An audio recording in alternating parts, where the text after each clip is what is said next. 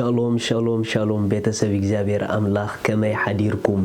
ሰላም ጸጋ ምሕረት ፍቅሪ ሓለዋ እግዚአብሔር አምላክ ድበዝሐልኩም ክብርን እግዚአብሔር አምላክ ይኹን አና ሓውኩም ሰላሐዲን ካብ ንክርስቶስ ዝገልጽ ትውልዲ ዓለም ለኻው ቤተ ክርስቲያን ናይ መዓልቲ ቃል ድብል ንጎን ጎድፍኖ ፕሮግራምና እዩ ብዙሓት ሰባት ትባረኹልኩም ዘለኹም ይአምኔ በፍላይ እግዚአብሔር ድገበረልኩም ሰናይ ነገር ንዓናውን ክንሰምዖ ሰናይ ነገር ስለዝኾነ ይሃንጸና ኸ ስለዝኾነ አብትና ናትና ታሽሙ ዳአተኹም ኣብ ፌስቡክ ናትና ዳአተኹም ወይ ኣብ ስታሕትና ዩቲዩብ እግዚአብሔር ድገበረልኩም ሰናይ ነገር ጽሓፉልና መስክሩልና ወይ በኤስኤምኤስ ጌርኩም ካንገሩና ይኹም ምኽንያቱ ምስክርነት ነፍሳት ስለዝሃንጽ ምስክርነት ኣይትሕብኡ ይኹም እግዚአብሔር አምላክ ስሙ ዝተባረኸ ይኹን ሎሚ ድማ ነዚ መዓልቲ ዝኸውን ናይ ህይወት ቃል ክንካፈሊና ቃል አምላክ ካብቲ ሁሉም ካልኦት ቃላት ኣብ መጽሓፍቲ ንረኽቦም ኣዝዩ ፍልይ ዝበለ ቃል እዩ ንምንታይ ተዳኢልኩምኒ እቶም ካልኦት ቃላት ኣብ መጽሓፍቲ ንረኽቦም ናይ ሰብ ሓሳባት ጥራሕ ዝገልጽዮም ናይ እግዚአብሔር ቃል ግን ሓሳብ ጥራሕ ኣይኮነን ዝገልጽ እቲ ቃል ባዕሉ ትህያው አምላኽና እዩ አሜን ፐርሰን ይተቃል ኢየሱስ ንዘለዓለም ጎይታ እዩ ሎሚ ድማ ነዚ መዓልቲ ሓደ ቃል ክንካፈሊና ሎሚ ንካፈሎ ቃል ኣማሃብ ዘሎ በረኸት ዝብል እዩ ኣማሃብ ዘሎ በረኸት ሪኹም ኣሕዋት ዓለም ናታ ሲስተምና ካይዳና ተሓሳስባና ኣለዋ መንግስቲ ኣምላኽ ከኣናታ ሲስተምና ተሓሳስባና ካይዳና ኣለዋ እቲ ናይ ዓለም ተሓሳስባ ኣብ ናይ መንግስቲ ኣምላኽ ኣይሰርሕን እዩ እቲ ናይ መንግስቲ ኣምላኽ ተሓሳስባ ድማ ንዓለም ዕሽነት ክኸውን ይኽእል እዩ ነገር ግን ካብታ ሓደ ኣብ መጽሓፍ ቅዱስ ዘሎ ብፍላይ በኢኮኖሚ ክንዓብ ንደልጥ ኮይና ብፋይናንሻል ክንዓብ እንድሕር ኮይና ናይ እግዚአብሔር ፈቃድ እዩ ክንዓብ ግበአና ይበሁሉ ነገር ምክንያቱ ንብዙሓት ነገራት እንዕቅዶም ዕቅዳት ንዕኦም ፋይናንሻል የድልዩ ስለዚ ብፋይናንሻል እንድሕር ዓቢኻ ዕቅዳትካ ክትገብረሎም ትኽእል ብዙሕ አማራጺታት ኣለካ ማለት እዩ ስለዚ ካብታ ሓደ ኣብ መጽሓፍ ቅዱስ ተቐሚጡ ዘሎ ፋይናንሻል ህይወትና ብኡ ክንዓብ እንድሕር ኮይና በኢኮኖሚ ክንዓብ እንድሕር ኮይና بمهاب كم نعبي مصحف قدوس تنغرنا ريهم عالم كتب كلها يقودلا خمزول لا يتحسب مخنياتو ناي عالمات صرارها خو مسلو زخونه اما منغست املاح كن كتب كلها يقودلا كايكونن زلو كتب كلها يبزحلكا يزلو كتب كلها مليس كان ابز قصل ليفل نا ايكونومي خاطاتو زلخا مالتيو مصحف قدوس اب جبر حواريات معرف اسرا خمزيبل معرف إسراء كاب سلاسان سلسن برور كونه وي ورقي وي كدان كاب حدكوا أيدل يخون نعينتهم مسايز نبورون زنا داوي كم زغلغلا بعلاتكم تفلطيهم نتغويتانا يسوس بعلو كم مقبالسي مهاب أزيو يبارخ ريهم كاب مقبالسي مهاب أزيو يبارخ زبولو قال إنا ذكركم كمزي غيركا معياي ندخومات مقلاي كمزي قبا بخلو أريخهم ريخم ندخومات مقلاي ندخومات محقاز مهاب قويتا خابتا حدا زمهارو منتايو أمهاب برخت كمزو اللي نجيرون كاب تزقبل اتزيب عزي بارخ أيقر موكمن كاب تزقبل اتزيب عزي بارخ نمنتاي تتبهاله اتزقبل نتستقبلو ترحي تباريخو نزولو اتزيب جن كاب تزهابو نلعل زخيد برخت يبهيوتو زقلت مخنياتو أمهاب زقلت برخت الله أمهاب زفسس نجر الله لك نحنا بقويتا بروخاتنا اتبقويتا زلنا كل منفساو برخت أبي هيوتنا كقلت اندحر كوينو كنوصدوم زلنا ستيبات الله كنوصدوم زلنا سقومتتات الله كاب تحدا كنوصدو زلنا سقومتي مرداء نتسقومات محقاز نتسقومات نزد اليوم بزد اليوم ምርካብ መሃብ ክንላመድ ኣለና ምኽንያቱ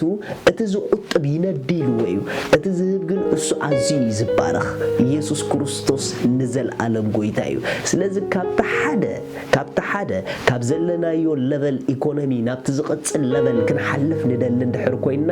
በቲ መጽሓፍ ቅዱሳዊ ዝኾነ ፕሪንሲፕል ተጠቂምና ንዕበ እንተደኣ መጽሐፍ ቅዱሳዊ አካይዳ ተጠቂምና ንዓቢ ኮይና ብምንም ዓይነት መንገዲ ዕቤትና ኣይቋርጽን እዩ ንምንታይ ተተባሃለ ክልተ ዓይነት ዕቤት ኣሎ እቲ ሓደ ዕቤት ኣምላኽ ድፈልጦ እቲ ሓደ ዕቤት ከዓ ሰብ ጥራሕ ድፈልጦ እዩ ኣምላኽ ድፈልጦም ዕቤታት መንገዲ ኣምላኽን ኣሰራርሓ ኣምላኽን ተጠቂምካ ተዓብየሎም ጎደናታት እዮም ስለዚ ካብቲ ሓደ እግዚአብሔር ዝፈልጦም ዕቤት እንዳሃብካ ተዓብየሎም እዩ እንዳሃብካ ተዓብየሎም እዩ እግዚአብሔር ንኽንዓቢ ብፋይናንሻል ገንዘብ ኣብዚሑ ይኮነን ዝበና ኖ ዝዝራእ ይዝበና ምኽንያቱ ብምዝራእ ናብ ዝቕፅል ለቨል ከምና አቱ ስለዝፈልጥ ናብቲ ዝቕፅል ምዕራፍ ንህይወትና ዘእትዋ ዘርኢ ይዝበና ነገር ግን ስለ ዘርኢ ዘለና ርድኢት ስለ መሃብ ዘለና ርድኢት ድሩት እንድሕር ኮይኑ ነቲ ናብቲ ዝቕፅል ናይ በረኸት ኣፍ ደገ ከፊቱ ዘእትወና ኣብ ኢድና ዘሎ ዘርኢ ኣክንዲ ዘርኢና ንኣትወሉ ንበልዖሞ ካብ ዘለናዮ ንታሕቲ ንወርድ ርኢኹም ክዝራእ ዘለዎ ኣይብላዕን እዩ ክወሃብ ዘለዎ ኣይተሓዝን እዩ ክወፅእ ዘለዎ ምሳኻ ይግበርን እዩ ኢየሱስ ንዘለዓለም ጎይታ እዩ መጽሐፍ ቅዱስ ኣብ ቆሮንቶስ እንታይ ይብል በሲልኩም ካልኣይ ቆሮንቶስ ምዕራፍ 9 ትሕቲ ለኸንብበልኩም እስኩም ኩሉም በቦብ ገዛ ካብ 6 ከንብበልኩም ግናኸ እዚ እብል ኣለኹ እቲ ቆጢቡ ዝዘርእ ቆጢቡ ይዓጽድ እቲ ብበረኸት ዝዘርእ ግና ብበረኸት ይዓጽድ ዋው ሪኢኹም እቲ ቆጢቡ ዝዘርእ ኣውሒዱ ዝዘርእ ኣውሒዱ ኸ ይዓጽድ ኢሉ እቲ ብበረኸት ዝዘርእ ብሕጉስ ልብ ኣብዚሑ ዝህብ ኣብዚሑ ዝዘርእ ሰብ ግን እሱ ኣብዚሑ ክዓጽድ ኢሉ ኩሉ ግዜ ኣብ ዘርእን ዓጺድን ዘሎ ፍልሊ እንታይ ተዳኢልኩምኒ ናይ በዝሒ ፍልሊ ኣሎ ዓጺድ ዕጽፍ ናይ ዘርኢ እዩ ስለዚ ዕጽፍ ናይ ትዘርኦ ዘለኻ ከኣትወካ ትደሊ እንድሕር ኮንካ ኣዘራርኣኻ ክትጸብቕ ኣለካ መንፈሳዊ ማይንድ ክህልወና ኣለዎ መንፈሳዊ ኣእምሮ ክህልወና ኣለዎ ክንዘርእ ኮለና ዝኣቱ ነገር ክንሪኦ ኣለና ኢየሱስ ክርስቶስ ንዘለዓለም ጎይታ እዩ ስለዚ ግናኸ እዚ እብል ኣለኹ እቲ ቆጢቡ ዝዘርእ ቆጢቡ ይዓጽድ እቲ ብበረኸት ዝዘርእ ግና ብበረኸት ይዓጽድ ኢሉ ካብቲ ካልኣይ ንዘርእና ብሓቂ ከም ፍቓድ ኣምላኽ ኮይኑ ናብ ሓደ ደረጃ ከእትወና ዝገብሮ ዓብ ነጥብሎ እሱ ድማ ክትዘርእ ኮለኻ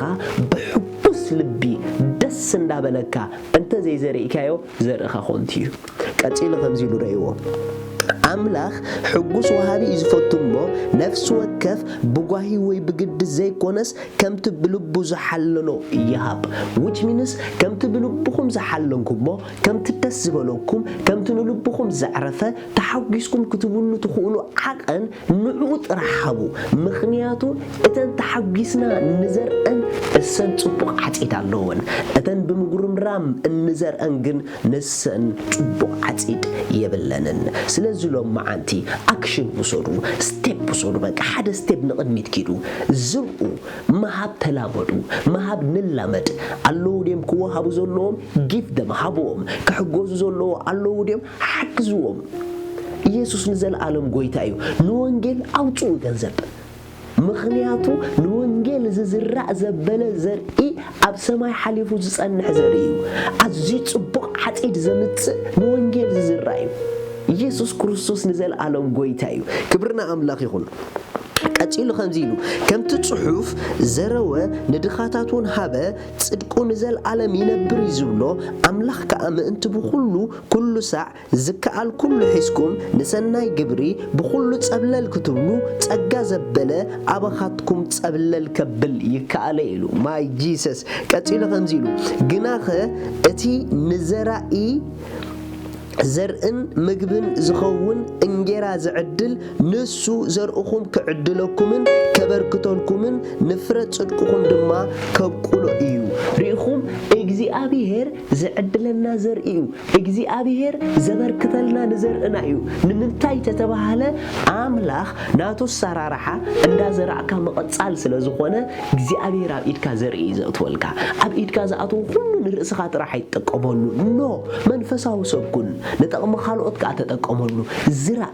ኣብ ዘፍጥረት ከድኩም ተደኣንቢብኩም መጽሓፍ ቅዱስ እግዚአብሔር ንነፍስ ወከፍ ፍሬታት ኣብ ርእሱ ዘርኢ ነበረ እዩ ዝብል መጽሓፍ ቅዱስ ንምንታይ ትፈልጡ ዲኹም እቲ ፍረ ክቕጽል እንድሕር ኮይኑ ግዴታ ዘርኢ ክህልዎ ኣለዎ ነፍስ ወከፍ ኣብ ኢድና ዝኣቱ ዝወፅእ ዘርኢ ክህልዎ ኣለዎ ንምንታይ መታን ኣብ ዘለዎ ደው ከይብል ወይ ንታሕቲ ከይወርድ ንቕድሚት ጥራሕ መታን ክቕጽል ንቕድሚት ናይ መቐጻል ኣብ ዘርኢ ዘሎ ካብቲ ካልኣይ ምስጢር ክነግረኩም ክንዘርእ ኮለና ንዘድልዮም ሰባት ክንህብ ኮለና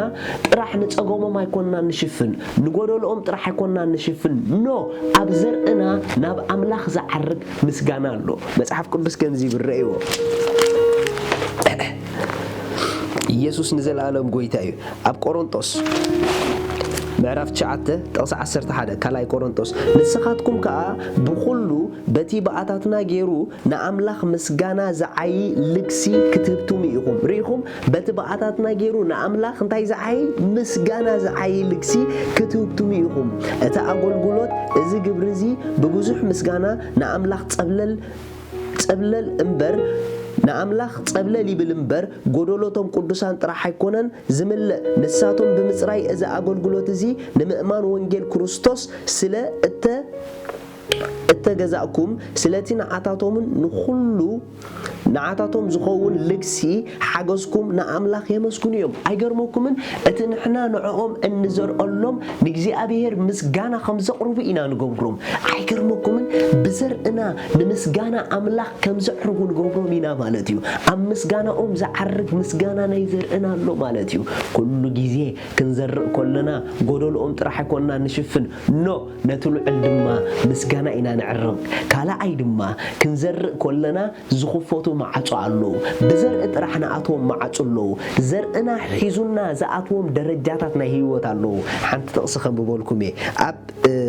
ምሳሌ ንኺድ ምሳሌ 18 ጥቕሲ 16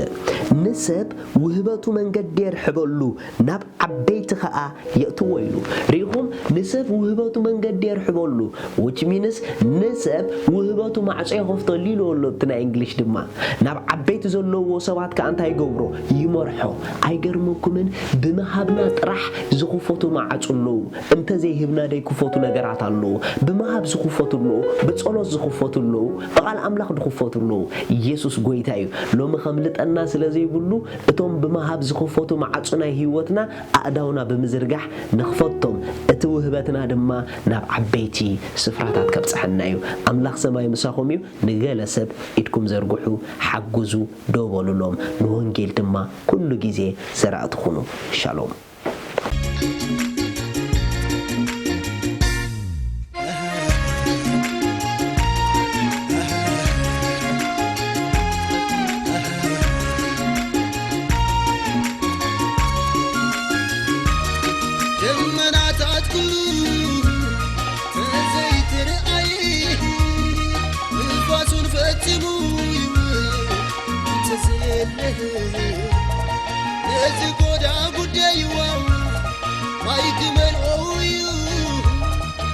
Good